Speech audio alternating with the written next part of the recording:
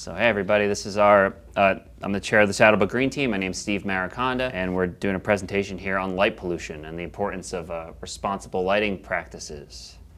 And later on today at 8 p.m. we have our Star Party event at Smith Field. So feel free to come out and join us to do some astronomy.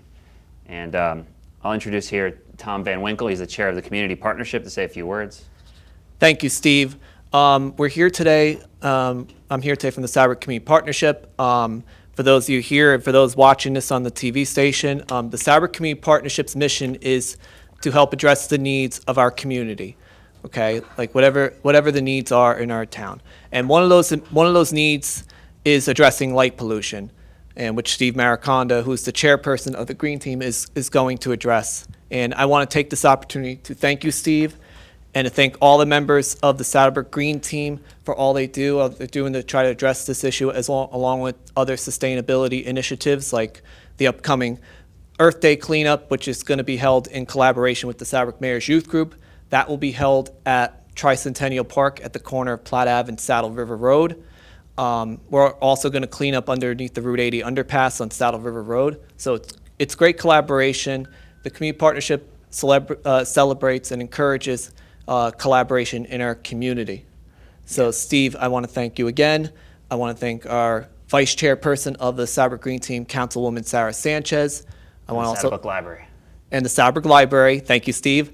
I also want to thank Mayor Robert White for all he does to support these initiatives that are going on in our town with the Saddlebrook Green Team and the Saddlebrook Community Partnership, and all our other members, and also our town clerk, Pete Lodico, who's been very supportive of all our initiatives as well.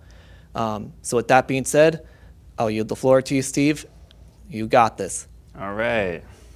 Yeah, thanks, guys, for coming out. Thank you. And tuning in on TV.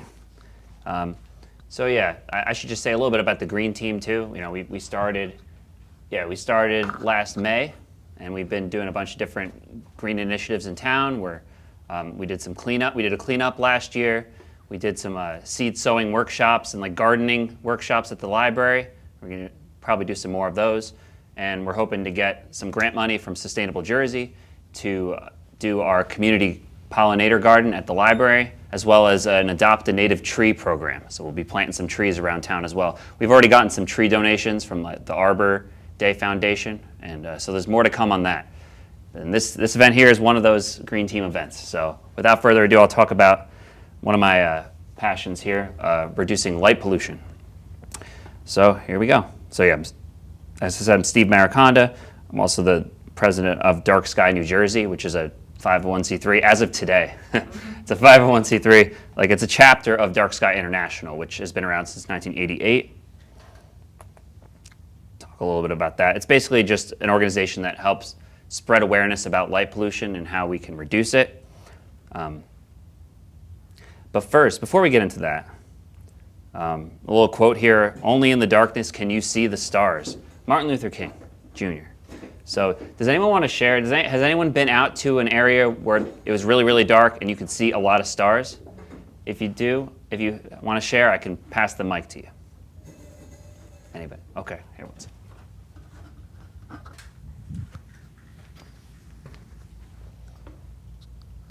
Just like that. So was it last summer, we went out to Colorado? Yes. We went out to Colorado. There's a lot of mountains there. And I think we were probably 2 miles high, away from civilization. The Rocky Mountains. And, we had to wait for the moon to set. So we sat in the car for 2 hours or 3 hours until it was like 2 o'clock in the morning. I've been there. I did fall asleep. And we got out of the car, and the night sky is just so amazing, so spiritual, right? I'm not a religious person, but when you see that night sky, it's just, there's some sort of connection, at least for me, and it's just so beautiful. And years ago, I used to write music for planetarium sky shows. Cool.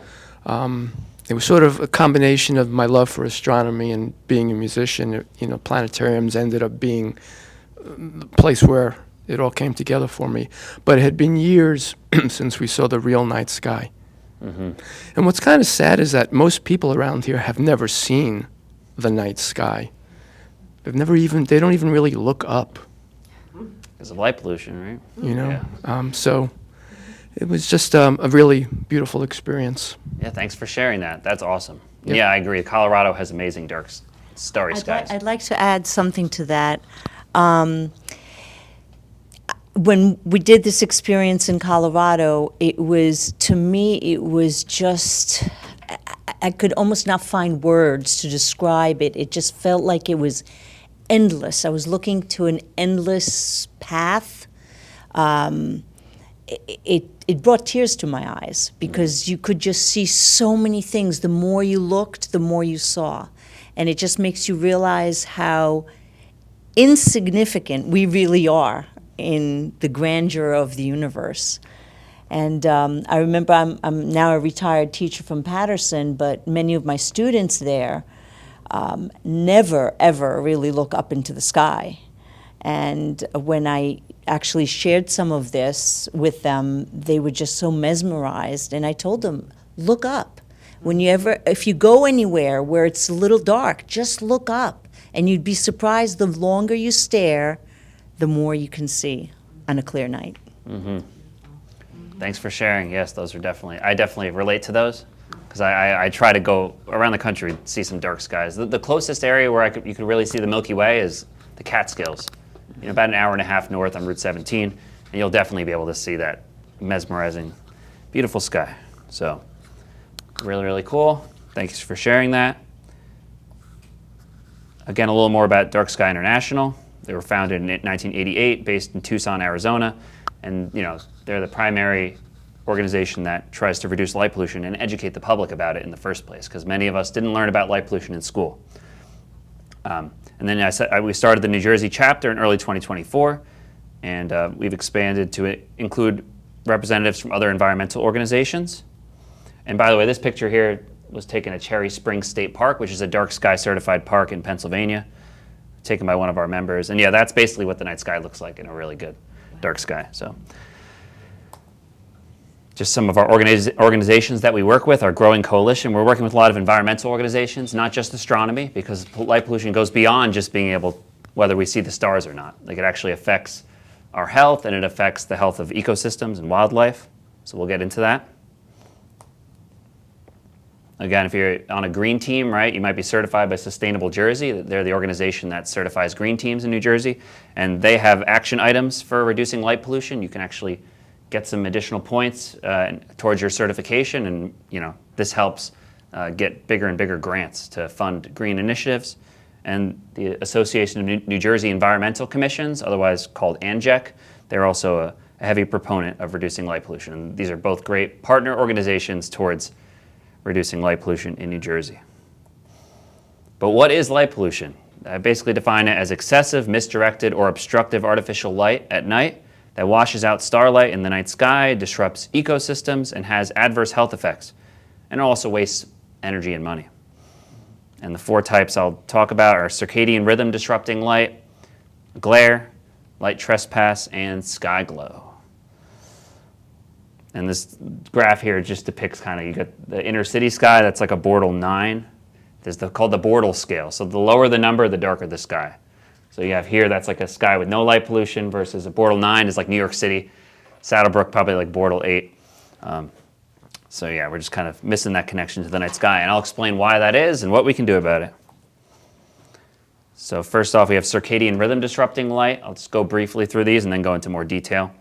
This is basically light that's too bright at night, especially like late at night, and this disrupts our sleep patterns and our health in various ways, both for humans and for wildlife. Glare is when there's too much light shining directly into your eye, which can impede your visibility. Light trespass is when too much light shines onto your property or directly into your bedroom window, maybe disrupting your sleep. And you might think that blackout curtains are the primary solution, but then you don't let that sunlight into your house in the morning, and that ends up making it so you don't wake up as well. So I'll go more into that in a little bit. And last but not least, sky glow. And this is just that light that spills up from cities, from light fixtures that are unshielded or not properly shielded. And you see all that light is basically going up into the sky, and it washes away the stars. And it's also just a waste of money too, right? We want to light the ground, not light up into the sky. So, and if you've been on an airplane, I'm sure you've seen that you can see the cities, right? You can see it from space, in fact. And this little image here just demonstrates, right, where the primary purpose of light is, that we can see where we're going at night, right? So you have your intended zone of illumination here, which is the road, and then all this other light is basically, I would define as light pollution. It's just light that's spilling out because it's not well targeted, so that can be as glare, as light trespass, and then anything that goes above that horizontal plane, that is uplight or sky glow. Any questions so far? All right. And if I'm talking too fast, please let me know. I tend to do that. So some consequences of light pollution. So why should we even care about light pollution anyway? Are there bigger problems in the world to solve? Well, you might say so, but this is an easier problem to solve than most problems. So but it does actually have some real impacts on our lives that we don't really think about. So in addition to ruining stargazing for us, it also affects human health. It affects our neighbors' visibility, animals of all types, whether it's marine life or land-based life. It affects our planet because we have to generate a lot of energy using fossil fuels, right? And that speeds up climate change and increases CO2 emissions. And also, it's just a waste of money sometimes. We're spending too much on lights that that are not really serving a purpose. So there we go. Take your pick. I'll talk a little bit about human health and safety. This is actually what I did my thesis on at Rutgers for my master's degree in public health. And again, there's just a nice night sky that you could see if you go to a place with no lighting at all. So melatonin. We've heard of melatonin, right? It's actually an essential hormone that regulates the sleep-wake cycle in humans and other wildlife too. Like most species, even plants, have melatonin. And it serves like two roles. It's a primary hormone for your circadian rhythm, right? So we have bright days and dark nights have been like the standard for most of the history of the world. And only recently have we introduced a lot of bright outdoor lighting into the nighttime environment.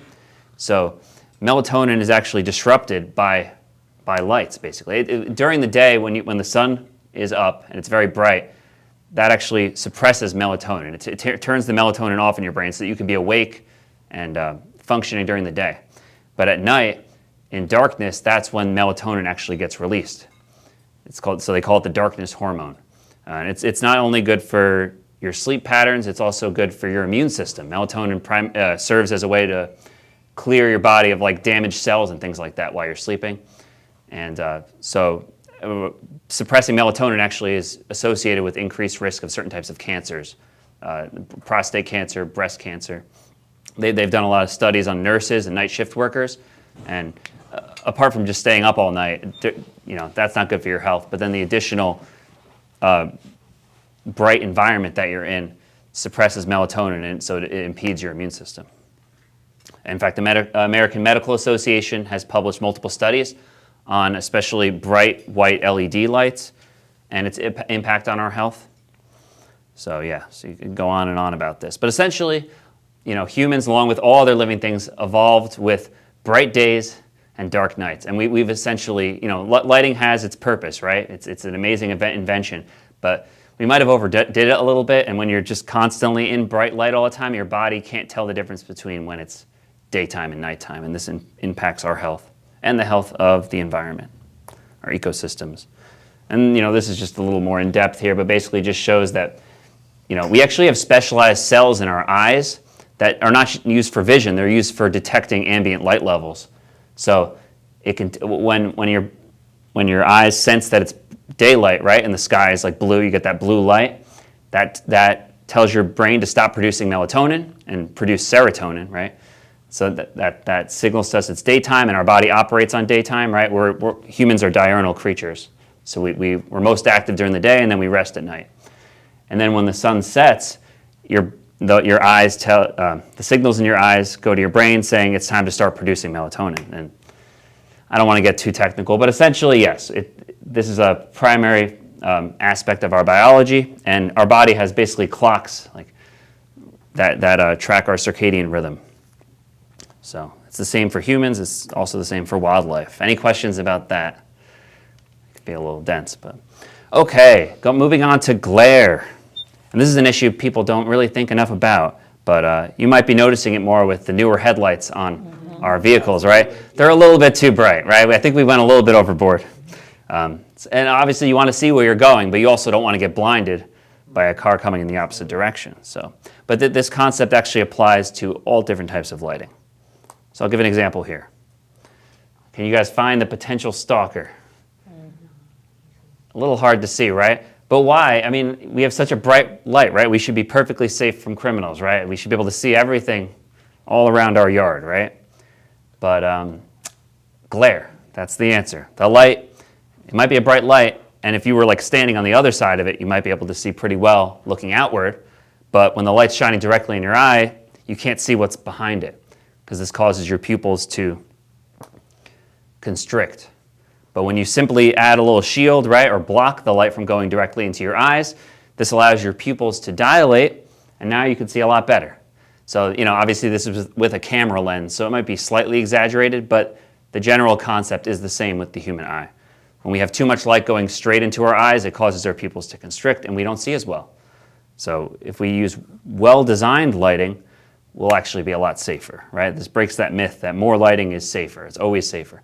You do need lighting for many of our activities at night, but you don't want it to be shining directly into your eyes and impeding your vision. Ecological and environmental impacts. So every species that's been studied so far in regard to our artificial light at night has some negative impacts. Every species studied so far, whether they're nocturnal creatures that are primarily active at night, or whether it's diurnal creatures that are primarily active during the day.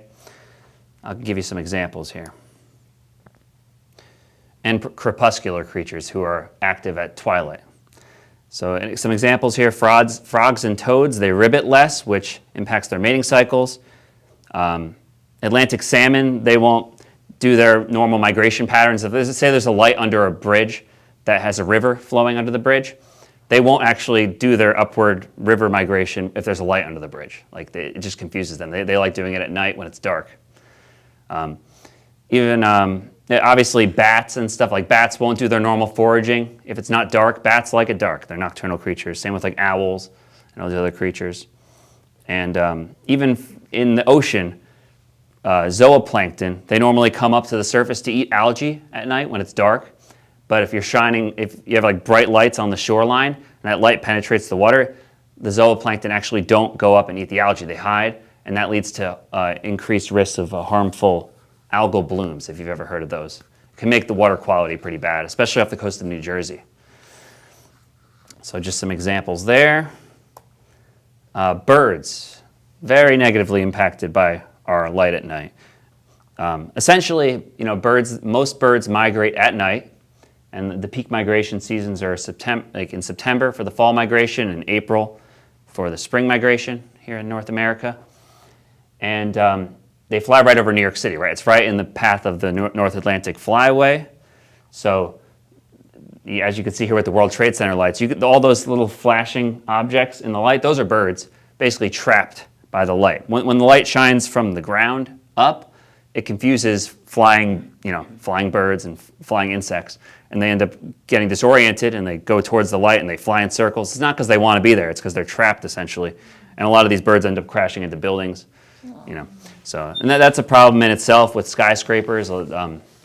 They can't tell that there's windows there a lot of the time. So, but there are design standards you can do. They're called bird-safe design standards. I know Jersey City is looking at doing that. The council proposed a bill to have new development be bird-safe, and New York City is also considering these things too.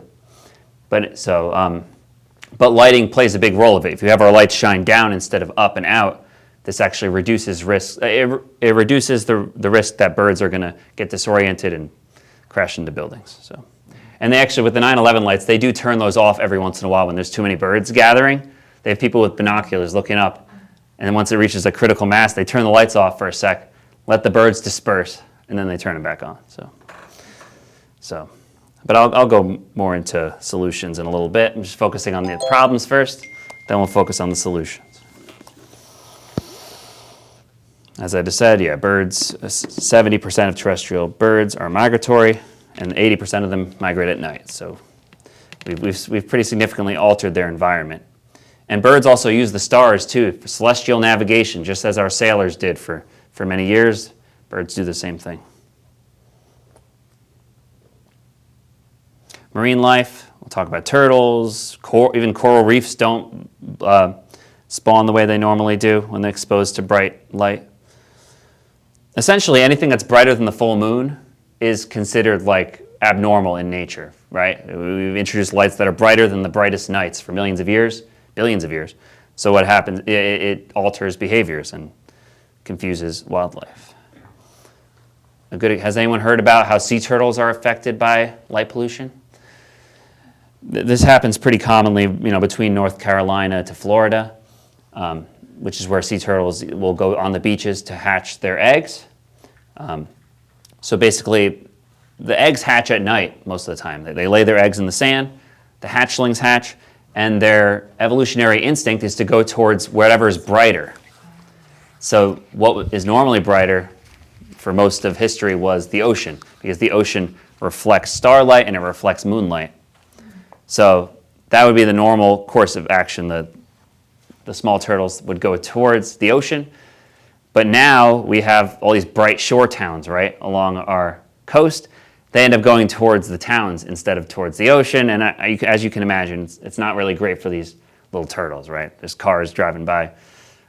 Yeah, but this issue has actually been recognized, especially in like Florida and like the southeastern coast of the United States. So they have implemented some using shielded fixtures like this and having lights turn off at a certain time using redder, warmer colors. And it does make a difference in terms of keeping those sea turtles going towards the ocean instead of towards the... Yes. For the TV. That's our fully shielded light fixture. So yeah, definitely making some progress here, but yeah, just people need to be aware that this is a direct impact of just having lights on the beach. You might want to think it looks good if you have your decorative lights around on the boardwalk or everything, but it does impact wildlife in a very negative way.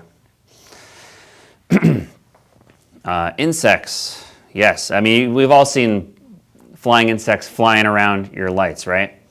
It's not really because they want to be there. It's because they're disoriented. In the same way that birds are disoriented when they see lights shining up, the same thing for insects. For most of history, right, the brightest objects were in the sky, right? You had the moon up in the sky at night, and flying insects and birds would fly with their back to the moon, right? There wasn't really any bright stuff going on below. But now that we've introduced all these lights, they basically think that the lights are the moon. And because the lights are much closer than the moon, they move in reference to the flying creature. So the insects will fly with their back to the light like this, and that's what causes insects to be trapped around our lights. And of course, this is not good for them, right? Instead of doing their mating and the pollination at night, they end up getting trapped around lights and they die of exhaustion. This is particularly bad for moths, right? Moths don't get really a lot of credit, right? The butterflies get all the credit for pollination, but moths are like the primary nighttime pollinators. So flowers and plants are pollinated at night as well, and moths are very heavily affected by our outdoor lights. So just something to consider if we want to protect our moths. It's probably good to have our lights, shine down or be on a motion sensor, just protect our pollinators. And fireflies are another good example. They literally produce their own light, right? Bioluminescence. So when we have our own lights on, much brighter than them, it competes with their, they use the light to communicate, right? They use their own light to communicate and do their mating and all that. So we are heavily disrupting them. And this is one of the contributors to the loss of fireflies, along with pesticides and other things. So just some things to keep in mind, that our lights are not harmless. They actually do significantly harm flying insects. And even if you're not a fan of insects, we really do need our insects. Like they're the primary source of food for like birds and other creatures. So if we were to, if all the insects were to go away, the whole food chain would collapse, and it wouldn't really be that good for us, right? And we need insects to pollinate our crops, right? So that we have an ongoing agricultural system. So it's to our benefit to protect our insects. Just a little more information about that. I will make all these slides available to anyone who asks, so I will send them the slide deck. And just an example there of all our flying insects. And yeah, if you don't want if you're not a fan of insects and you don't want them around your house, all you have to do is simply turn off your light or put it on a motion sensor, shield it. And like I said, I will get into the solutions. I just want to focus more on some of the issues here. Trees and plants actually depend on the natural cycle of day and night. This is a perfect example here. You have our deciduous trees, right, that lose their leaves when it gets cold and bloom again when it's warm. But here, and the days are also getting shorter, right, when we're heading towards the fall, towards the winter. So their instinct, when they sense that it's too cold and when they sense that the days are getting shorter, they lose their leaves. But if you have a street light shining right on your tree, they get confused. They think, oh, well, it's getting colder, but the days still seem like it's like very long. It seems like it's still summer. So they actually will not lose their leaves when they're supposed to, which leads to frost damage for the tree. And then vice versa in the spring, they'll bloom early when they're not supposed to and it's still too cold, and that also does damage to the tree. So just a very visual example there of how our light affects trees. Because, yeah, they basically, and they also need sleep too. Just like every other creature, plants actually need sleep. They have circadian rhythms just like humans and other animals. Just another example there of this poor city tree there, still holding on to some of its leaves in December. So just something to consider. I know we like to sometimes do landscape lighting and light up our trees or light up our garden, but really they need bright light during the day, right, to photosynthesize, but at night we really should be keeping it dark in our garden and giving our trees and plants some rest. And just some studies here showing that actually if you're aware of how native plants are good for our ecosystem and invasive plants are bad, some evidence here that invasive plants actually do better under light polluted conditions than native plants. So they end up outcompeting native plants. So just something to be aware of. Any questions so far? Yeah, I appreciate any feedback or anything like that. Just gonna drink some water here, and then we'll talk about energy waste, which is probably one of the most straightforward negative impacts of light pollution. Essentially, we're wasting energy. It's estimated that about $3.3 billion in the U.S. are spent every year on unneeded lighting, which equates to about 21 million tons of CO2 being burned for unnecessary lighting. I mean, think about it. You can see all the lights from space. That's all wasted energy. That's going straight up into the sky. If we just shielded the lights to keep it down on the ground, we can cut costs significantly. And also when we have lights that are too bright, or lights in areas where we really don't need light in the first place, that wastes energy. I'll skip that activity there. And then lastly, we'll talk about sky glow. As you can see, we have satellites that go around the Earth at night, and this is a composite image taken on clear nights over the United States. And as you can see, we've really marked, you can see everywhere where humans are, basically. And it might look pretty, right? But really, that's all just wasted light. That's light that's shining straight up into the sky, and it washes away our view of the night sky. And it's actually worse than this.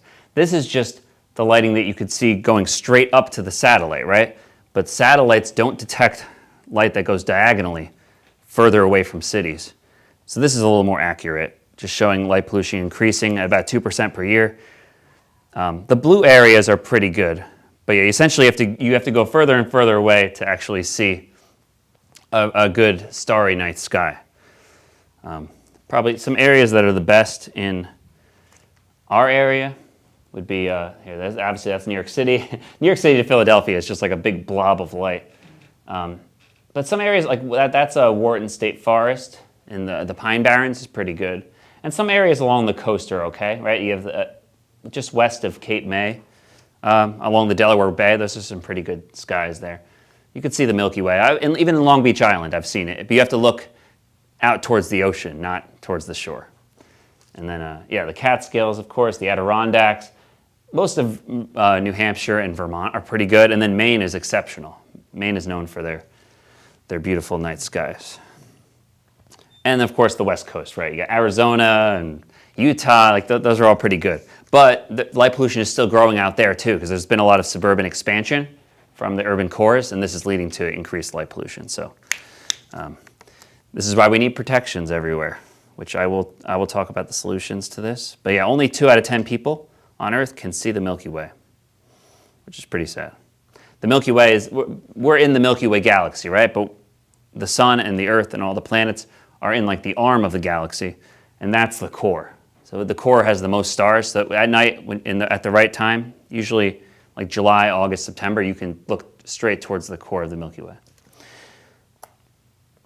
This a story about LA in 1994. There was a huge earthquake that knocked out the grid, and people went out at like 2 a.m. to see what was going on, and they saw the Milky Way and the stars, but people were freaking out, some people. They had never seen it before, and they were like calling the police, and they called the Griffith Observatory there in the Hollywood Hills, and they explained, no, that's just the night sky. It's always been like that. But some people just had never seen it, which just shows that our disconnection from the night sky. Like for most of human history, we could look up, and if the moon was below the horizon, you could see like thousands and thousands of stars. But now we really can't see that unless you go very far away, like 100 miles from the nearest metro area. So yes, just a little bit of our disconnection there. This is my favorite picture. It really just shows the night and day difference between a light polluted night sky and a really pristine sky. So this took place during the 2003 Northeast blackout, which I'm sure many of you remember. Oh, I remember. Yes. So that affected from New York City all the way up to Toronto. So this picture was taken outside of Toronto in Canada. And this is just in a suburban area too. It's not even a large city. But the normal state of affairs is that you really can't see that many stars. But during the blackout, you can see the Milky Way in all its glory. Not saying that we need to endorse blackouts, but what I'm actually saying is that we can have our cake and eat it too. We can use lighting that lights the ground and maybe it's the walls and things like that. Where we can light where we need to go, but not have all the light shining out and up into the night sky. We can have our cake and eat it too. That's what Orion, the constellation, looks like at a pristine night sky versus a light polluted sky. Quite a difference. But yes, we can make a difference. Now I'm going to focus on the positive stuff, the solutions. It's really simple. It's just using better lighting design practices and lighting policies, following the 5 principles of responsible outdoor lighting. Essentially making sure our light is useful in the first place, right? All light should have a clear purpose. Consider how the light will impact the area, including wildlife and their habitats. So the primary purpose of lighting is to see where you're going, otherwise known as wayfinding. So really just making sure that your light is in an area that you actually need to see where you're going, like above your front door or on the sides of your front door to make sure that you can see the keyhole, right, when you're entering your property, making sure the sidewalk is lit, and for our roadways, making sure our roadways are lit, especially in areas with a lot of pedestrians. But there are secondary uses for light, like security or decorative lighting, but those I'll get a little more into the security and how most studies actually show there's not a huge correlation between brighter lighting and less crime. I'll get into that. But decorative lighting, of course, has its place. We just want to keep it to like the earlier hours of the night or special occasions like the holidays. Okay, next, making sure your lights are targeted, using shielding and careful aiming to target the direction of the light beam so that it points downward and does not spill beyond where it is needed. And this is where we use, this is called a fully shielded light fixture or a full cutoff light. Essentially, as long as the bulb or the glass, the light source is either flush with the fixture or recessed into the fixture, that's a dark sky compliant light distribution. So it keeps all light below the horizontal plane. It still shines diagonally. I think a lot of people think when you point a light downward like this and the bulbs, you can't see the bulb, People think that it just shines straight down like a pencil, but actually, especially if you have it mounted at a certain height, it'll cover diagonally a large surface area. So you don't necessarily need to aim your lights like that. You can use these type of fixtures and still adequately illuminate your property. But this keeps it so that light doesn't spill way beyond the light and go up into the night sky or cause glare. And you might find when you use shielding like this, remember in that picture I showed the glare and you block the light and you could see a lot better? That makes it so that you don't actually have to use as bright lights. You can use lower levels. So you use the amount of light that's necessary. You don't overlight. And this also saves energy as well. Next, making sure your lighting is controlled. So this is just using motion sensors, timers, or simply flicking a switch. Have the light on when you need it, but then when you're done using it, just turn it off or put it on a motion sensor. And warm colored lighting is the fifth principle here. This is using lights that are less white and more like amber, using like a warmer orange, yellow color of light. It's actually less disruptive to our sleep, and it scatters less in the night sky. Because you know how like in the midday, right, when the sun, at noon, the sun is very white and the sky is blue, right? The blue wavelengths of light scatter the most in the night sky. I mean, in the sky. So I'll get a little more into that. But first, I'll talk about shielding. Yeah, this is just your typical garage property there that has like typical floodlights, but then they retrofitted them and they put fully shielded lights like these. And as you can see, I think it looks a lot better. You're not wasting light. You have the light where it's needed, and you can still see the property perfectly fine, see where you're going, but without all the light pollution. And this type of thing can be done really anywhere. Like these lights can be used at airports. They can really be used anywhere. It's just targeting the light where it needs to go. A little more technical here, but just talking about why when you have the bulb protrude down here, you're not just sending light sideways, you're sending light up because you can see the bulb from the air. And you'll see this if you go onto a mountaintop or if you're in an airplane. You can actually, most of our lights that we use are floodlights, and you can actually see the bulb. You can see the light source going straight up into your eyes in the plane. So that's what's washing away the night sky. And your typical, like bad, better, best scenario here. You have your fully unshielded lights. These are like your Acorn lights, which do look nice, especially back in the day when they were gas lamps. It wasn't super bright, right? It had a nice warm yellow color. But nowadays, people are putting these really bright bluish white LEDs in there, and that it's a glare bomb. And the light, as you can see here, the glass is visible, so the light is visible in all directions. It goes up everywhere except for actually straight down. Sometimes there can be a shadow there where you don't have as good illumination. So that's the worst type of lighting. Better is using partially shielded fixtures. This is like what most people get from Home Depot, all right, when they put on their porch for their porch light. But the issue with these lights is while it might be shielded on the top, that really doesn't do much because all of this glass is exposed here and that light shines diagonally up like that. And in terms of sky glow, as I said before, it's not the worst light is not the light that shines straight up, it's the light that goes like this, diagonally, because it goes further. And you have to go further and further away to not be impacted by it. So the real solution here is using fully shielded light fixtures, as I showed before. They can be in the style, like this is like a barn style light. You don't have to have a light that looks exactly like this. There's many different styles, like these lantern styles there. You might see these at some newer shopping centers. It makes it so that the glass is not on the side. The glass and the light source are flush or recessed in, and it has less glare and less light pollution. Lighting spectrum, we'll talk a little bit about the color. It's better to have a visual aid here. I was diving too much into it before, but really keeping it at 3,000 Kelvin or less. You'll see this number on a light bulb. Like when you go to the store, you'll see like a color. It's called the correlated color temperature. The lower the number is, the more red or orange the light is. And the higher the number, the more there's neutral white here, and then it goes more blue. So yes, to keep it simple, during the day, perfectly fine to use 5,000 Kelvin and over. We actually need very white and bluish light during the day. That's why, the sun is up in the sky is blue. That activates our brains to be more active during the day. But at nighttime, that bluish spectrum of white light actually is what impacts our sleep so much. So we want to keep the color of the light more like fire or candlelight.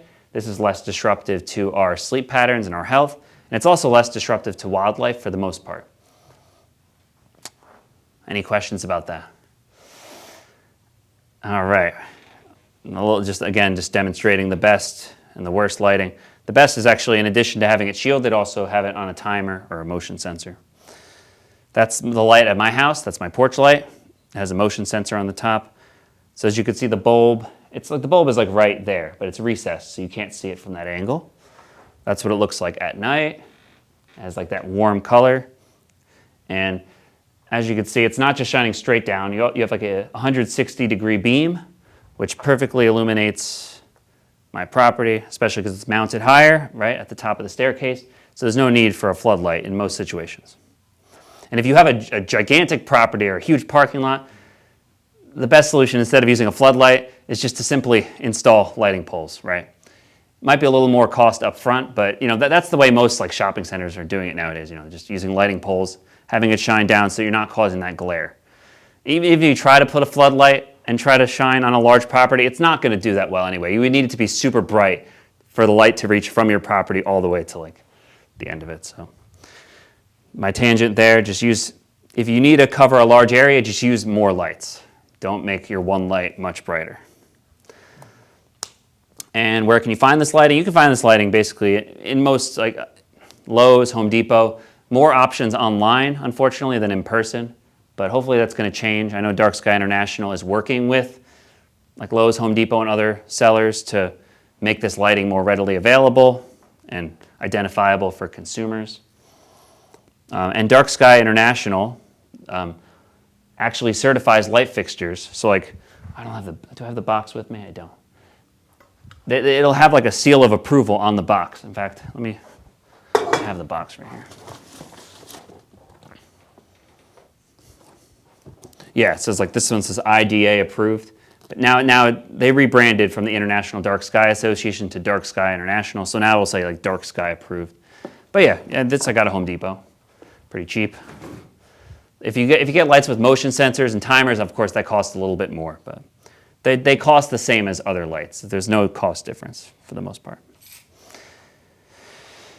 Oh, hopefully I'm doing good on time. Now I'll talk about what we're doing in New Jersey and the success we've been having.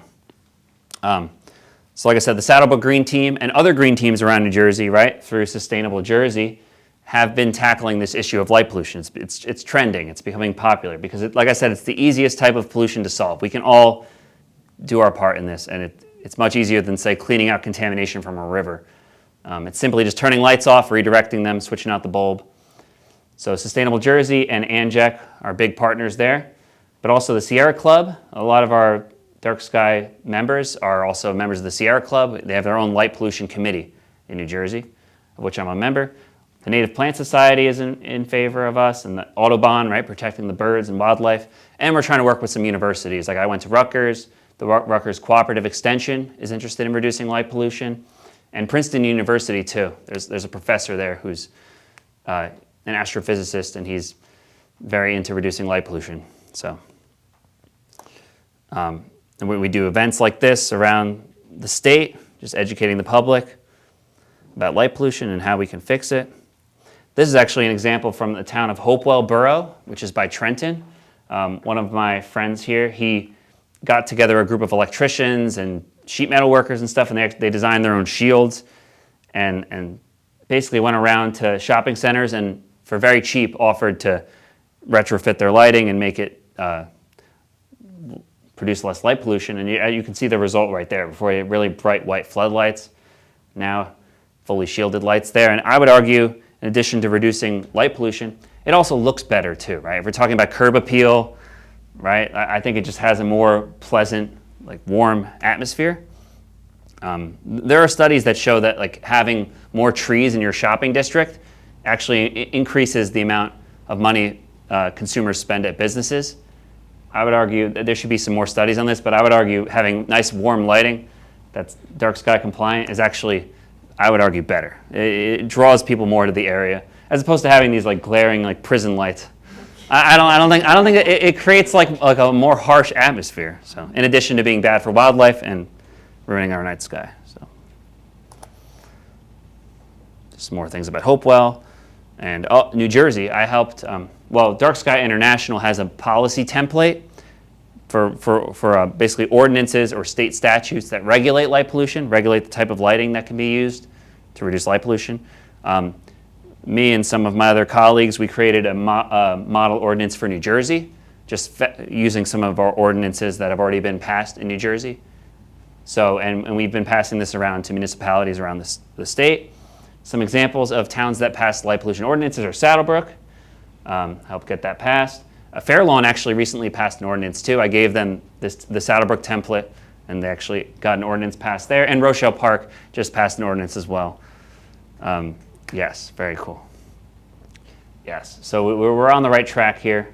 There's towns around New Jersey that are implementing ordinances. Essentially what a lighting ordinance does is it makes it, especially for new development, that all new development or new businesses that apply, to take over a building, they have to bring all their lighting into compliance. So any new lighting has to be dark sky friendly, and if the lighting is pre-existing lighting, would also have to be converted to be dark sky friendly when a business takes over. But also you can do retroactive enforcement too for like you can set lighting if you, sorry, it's a little complicated. Especially say like a business before the ordinance was passed, they already spent tons of money on bright LED lighting that's not compliant. What you can do is you can do a 5-year period where they have to meet with the ordinance's requirements within 5 years, or you can have it so that they turn their lights to motion sensor after an hour after closing of businesses. And you can apply this to residential. Any questions about ordinances? It can get a little technical, but essentially they're rules that help reduce light pollution. Like, we would prefer it if everyone just voluntarily was like, you know what, great, like we're inspired, we want to reduce light pollution, let's change our lighting. But not everyone is going to be so happy to do that. So it's also good if there's enough political will in the town to have some rules, just like the same way that we regulate noise pollution, right? Like you can't blast your speakers at 2 a.m., right? That messes with people's sleep. It's the same thing with lighting. We should treat light the same way, where you don't want it to be excessive. Just keep a light on your property, but don't have it spill all over the place. There's also a state bill, too, that I've been, it's in the works, and our chapter has been working to get it passed.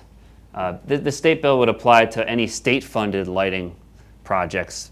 After the passage of this bill, if it does pass, all future state-funded lighting would have to be fully shielded, warmer colored, etc. So I would recommend if you want to reach out to your state representatives and support this bill, that would be great. It is gaining some traction, for sure. In fact, it passed the Assembly, the New Jersey Assembly. It passed unanimously last year. It just ran into some hiccups when it got reviewed by the Department of Transportation. The Department of Environmental Protection was on board. Department of Corrections was on board with some amendments, but the Department of Transportation, they're maybe a little bit slower to change some of their roadway lighting guidance, but we're working on it. And we're just trying to build coalitions and work with environmental commissions and green teams to reduce light pollution. I'd say we're doing a pretty good job of getting the word out there.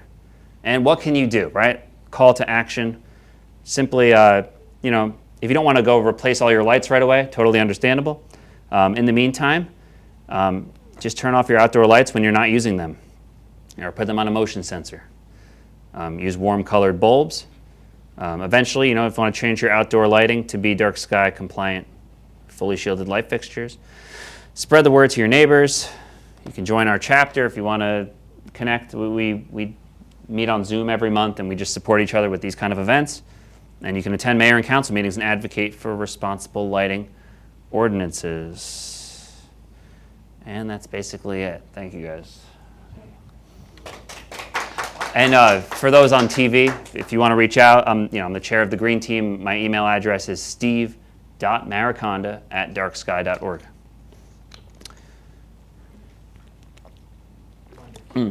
Q&A. Yes, you got the microphone? So you guys have any questions, feel free to shoot. Criticisms too. Just lay it all on me.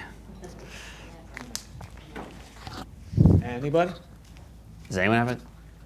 No, seriously, you guys can ask. You guys have to have some questions about this stuff. I can even go back in the slides to address some things. I'm sure one question that a lot of people will ask on TV is, well, what about crime and safety? Like, don't we need our lights to be just as bright as possible to fight away all the criminals, right? Or the yeah. So I would point them back to that slide about the glare. Give me one sec. Because of course, you know, there have been studies about whether like areas that have brighter lights versus dimmer lights have lower crime ratings, or vice versa. And there really hasn't been much.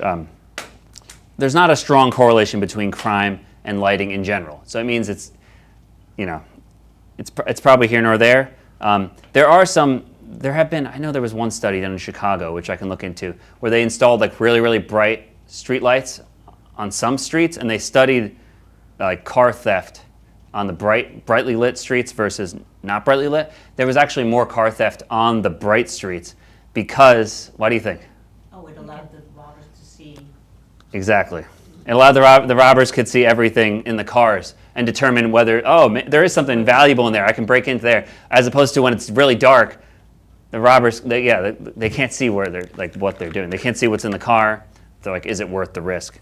I would say it's the same for your properties and stuff too. Like if you have lights in all the areas that you want to protect, it's like, oh look, there's something valuable. I can actually see it. So like lights, criminals need lights too. That's basically the general gist. So you want to find a balance between like having lighting, not using lighting. But really, if you want to keep your lights on, if that makes you feel more secure, perfectly fine. It's just better to use fully shielded light fixtures like this, so that at least the light is staying on your property. And yeah, because of the glare of light fixtures, like, you know, if you're walking up towards your front door and you have really bright lights blinding you, you're less likely to see someone hiding in the bushes, right? Is a perfect example right there. So really, this type of lighting has, I would argue, no downsides. You're keeping the light where you need it and reducing some of the issues that come along with that. So yeah, any other questions?